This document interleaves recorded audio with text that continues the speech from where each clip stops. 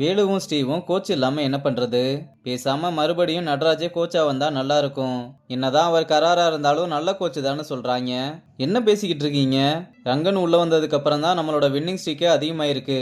அதுக்குள்ளவா நடராஜ் பண்ண எல்லாத்தையுமே மறந்துட்டீங்கன்னு கேட்க, அது ஒண்ணும் இல்லடா, இனிமேல் கோச்சு கிட்ட இருந்து எந்த ஃபேவரட்டிசமும் வராதுல. அதான் 2 பேரும் பயப்படுறானுங்கன்னு சொன்னதும், டேய் என் டேலண்ட்னால மட்டும்தான் நான் இங்க நிக்கிறேன். இந்த டீமை பத்தி கவலைப்படாம ரங்கன் வீட்ல உட்காந்து அழுதவன்லாம் கேப்டனா இருக்கும்போது இவங்க எல்லாம் நம்ம டேலண்ட்டை கொஸ்டின் பண்றாங்கன்னு ஸ்டீவ் ஏதோ புடுங்கி தள்ளின மாதிரி பேசிக்கிட்டு இருக்கான். இதனால ஜாக்கி கடுப்பாகி இந்த மேட்ச்ல வின் பண்ணதுக்கு காரணமே மாத்தேன் கேப்டன்சி பண்ணதுனால மட்டும்தான். இவன்லாம் ரிஷிக்கு பதிலாக ஆடி அப்படியே 100 அடிச்சு கிழிச்சிட்டான்னு இந்த பக்கத்துல இருந்து பாண்டா வாய் விட உடனே அடிச்சு மல்லு கட்ட ஆரம்பிச்சிடறானுங்க. இதை ருக்மணி பார்த்து எதுக்குடா சண்டை போட்டுக்கிட்டே இருக்கீங்க, அப்படி என்னதாண்டா உங்களுக்கு பிரச்சனைன்னு கேட்க, கோச் இல்லாம இருக்கிறது தான் பிரச்சனைன்னு, எங்களை பத்தி உங்களுக்கு தான் நல்லா தெரியும்னு பேசாம ரங்கனவே கோச் ஆயிருங்கன்னு கேக்குறாங்க. ரங்கனும் அதுக்கு பதில் சொல்ல முடியாம இருக்கதை பார்த்து ருக்மணி அவனை தனியா கூப்பிட்டு வந்து பாய்ஸ் டீமை பத்தி நீ என்ன முடிவு பண்ணியிருக்கேன்னு கேக்குறாங்க. அவனும் 2 டீமையும் ஒரே நேரத்துல ட்ரெயின் பண்றது நல்ல முடிவா தோணலேன்னு, ஒரு டீமுக்கு அட்டென்ஷன் கொடுக்க முடியலைனாலும் பிராக்டிஸ் பண்றதே வேஸ்ட் ஆயிரும்னு சொல்றான். ருக்மணியா அதை புரிஞ்சுக்கிட்டு பாய்ஸ் டீமுக்கு புது கோச் அப்பாயின்ட் பண்ற வர மட்டும் அவனை பாத்துக்க சொல்றாங்க.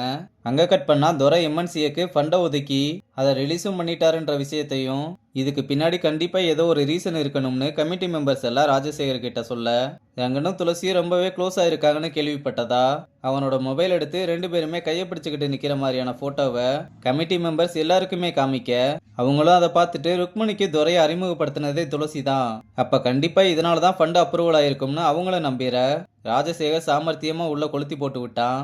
இங்க துரை ருக்மணிக்கு கால் பண்ணி விஷயத்த சொல்லி முடிச்சதும் ரங்கன் அங்க வர, துரை நம்ம அகாடமியோட பர்ஃபார்மன்ஸை பார்த்து ஒரு பெரிய ஃபண்டை ரிலீஸ் பண்ண போறாராம்னு ரொம்ப சந்தோஷமா சொல்றாங்க. ரங்கனும் இவ்வளவு வருஷமா எம்என்சியோட டவுன்ஃபாலை மட்டும்தான் பார்த்துருக்கீங்க, இதுக்கப்புறம் தான் அதோட கம்பேக்கை பார்க்க போறீங்கன்னு சொல்றான். இங்க மணியும் தங்கமும் ஜாலியா உட்காந்து பேசிக்கிட்டே சாப்பிட்டுக்கிட்டு இருக்கும்போது நம்ம பசங்க எல்லாருமே வந்து, அன்னைக்கு ஒரு பொண்ணு உன்னை வெளியே கூப்பிட்டால, அவளோட பேரு என்னன்னு யோசிக்க, அவளோட பேரு அணுன்னு மணி வேகமா சொன்னதும் தங்கம் மனசுக்குள்ள இருக்க கடுப்பெல்லாம் வெளியே காமிக்க முடியாம, அவ பேரெல்லாம் உனக்கு ஞாபகம் இருக்கான்னு கேட்டா, என்னெல்லாம் ஒரு பொண்ணு வெளியே கூப்பிடுறது எவ்வளவு பெரிய விஷயம், அந்த பேரை என்னால எப்படி மறக்க முடியும்னு சொல்றான். அப்ப அவ கூட ஒரு நாள் டேட் தான் போய் பாருன்னு தீயவும் ஏத்தி விடுறா. ஆனா இவங்க பண்றதெல்லாம் பார்த்தா தங்கம் மனசுக்குள்ள இருக்க லவ்வ எப்படியாவது வெளியே வர வச்சிடணும்னு பிளான் பண்ற மாதிரி தெரியுது.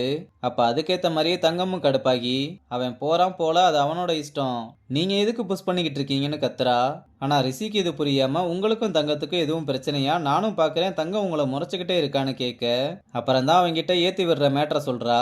இந்த பக்கம் ரங்கன் துளசி கிட்ட குரூப் போட்டோல நம்ம கையை பிடிச்சுக்கிட்டு இருந்ததை தீயோ பார்த்துட்டா போல, அதனால பசங்களாம் சேர்ந்து என்னை விதவிதமா வச்சு செய்யறானுங்கன்னு அவகிட்ட கம்ப்ளைண்ட் பண்ணிக்கிட்டு இருக்கும்போதே தீயோ வந்து, எல்லாருமே பிராக்டிஸை ஸ்டார்ட் பண்ணிட்டாங்க, உங்களை காணமேன்னு பார்க்க வந்தேன், நீங்க ஃபோன் பேசுறீங்கன்னு தெரிஞ்சா வந்திருக்க மாட்டேன்னு துளசி கிட்ட சாரி கேட்டு நீங்க பொறுமையா பேசிட்டு வாங்கன்னு சொல்லிட்டு போறா. அப்புறம் துளசியும் உன்னோட நிலைமை தான் எனக்கும், நீ போனதுக்கு அப்புறம் தாத்தா என்ன ஓட்டி தள்ளிட்டாருன்னு ரங்கன் கிட்ட ஃபோன் பேசி முடிச்சுட்டு ஆபீஸ்க்கு வர, எல்லாருமே ரங்கனும் துளசியும் கைப்பிடிச்சுக்கிட்டு இருந்த போட்டோவை பார்த்து புரணி பேசிக்கிட்டு இருக்கும்போது ஒரு பொண்ணு என்ன பண்ணிக்கிட்டு இருக்கீங்கன்னு மொபைலை வாங்கிட்டு வந்து துளசி கிட்ட காமிக்க, அவளும் அந்த போட்டோவை பார்த்து ஷாக்காகிறா.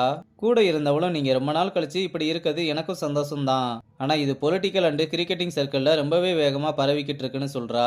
அங்க கட் பண்ணா வள்ளி கேட்ச் பிடிக்கிறேன்னு பத்மாவை தெரியாம தள்ளி விட்டுற, வள்ளி வேணும்னே தான் வந்து தள்ளி விட்டான்னு பத்மா பிரச்சனை பண்ண ஆரம்பிக்கிறா. அப்ப தியோ வந்து அவ தெரியாம தான் பண்ணான்னு சொல்ல வந்தா. டோர்னமெண்ட் முடிஞ்சதுல இருந்து எல்லாருமே என்ன கேவலமா பாக்குறீங்க, செலிப்ரேஷன் பார்ட்டின்னு சும்மா பேருக்கு கூப்பிடுறீங்க, இப்பெல்லாம் என்ன ஜூனியர்ஸ் மதிக்கிறது கூட இல்லைன்னு இவெல்லாம் என்ன தள்ளி விடுற அளவுக்கு ஆயிடுச்சுன்னு அவளாவே எல்லாத்தையுமே கற்பனை பண்ணிக்கிட்டு மூஞ்ச தூக்கி வச்சுக்கிறா. இதனால தீயவும் பத்மா ஏன் இப்படி பண்றான்னு தெரியாம முழிச்சுக்கிட்டு இருக்கா. அப்புறம் மறுபடியும் தங்கம் மணிக்கிட்ட ப்ரப்போஸ் பண்ண பிராக்டிஸ் பண்ணிட்டு இன்னைக்காவது அவங்கிட்ட சொல்லிடலாம்னு வந்தா. ரிஷியும் தீயோவும் அணு கூட டேட் பண்ணும்போது எப்படியெல்லாம் பேசணும்னு லூசுத்தனமா 2 பேரும் மொக்கையான பிக்கப் லைனை சொல்லி கொடுத்து மணியை டேட்டிங்க்கு ரெடி பண்ணிக்கிட்டு இருக்காங்க. இதை பார்த்த தங்கம் செம்ம காண்டுல வந்து, டேய் இவங்க தான் சொல்றாங்கன்னா உனக்கு எங்கடா போச்சு அறிவு, ஒரு பொண்ணுக்கு உன்னை பிடிக்கணும், கேமை பார்த்து வர்றதெல்லாம் இப்படின்றதுக்குள்ள போயிரும்னு சொன்னா, என்னது என்ன பிடிக்கிறதா, அதான் உனக்கு என்ன எவ்வளவு பிடிக்கும்னு பார்த்தனேன்னு சைடு கேப்ல வன்மத்தை கேட்கறான். அப்புறம் ரிஷி மறுபடியும் அவளோட ஃபேஸ்ல சைடு ஹேர் விட்டுருப்பா, அதை பார்த்து நான் ஏன் உன் கண்ணத்தை உரசிற முடியா இருக்கக்கூடாதுன்னு சொல்லி ஃபிளட் பண்ணணும்னு அடுத்து ஒரு பிக்கப் லைனை எடுத்து கொடுக்க, தங்கம் ஹைப்பர் டென்ஷன் ஆகி பாய்ஸ் எல்லாம் ஏன்டா இப்படி இருக்கீங்கன்னு கோவிச்சுக்கிட்டு போறதோட இந்த எபிசோட முடிச்சிருக்காங்க.